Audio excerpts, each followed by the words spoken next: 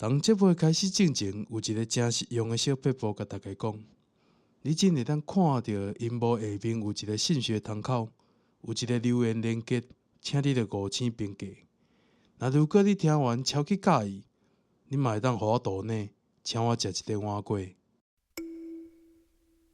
所会讲的，从 Podcast。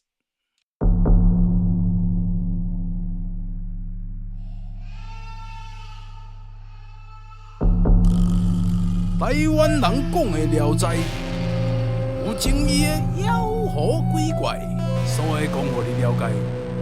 本节目由松 Podcast 独立制作，第12讲第33篇，副篇客蛇。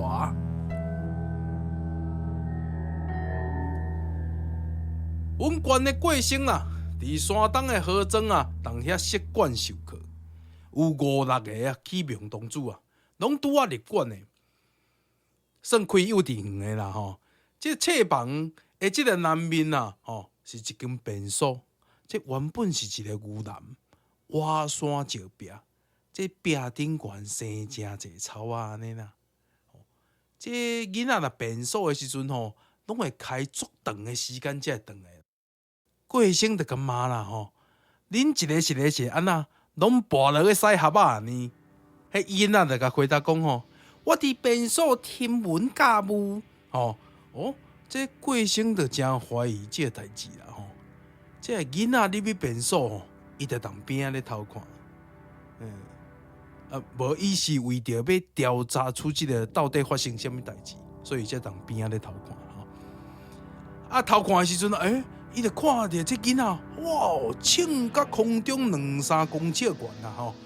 一个啊穿起来，一个啊落落的，过一时啊，佫无要叮当啊。这过心入去啊，斟酌看，发现这壁棚内底有一只蛇啦！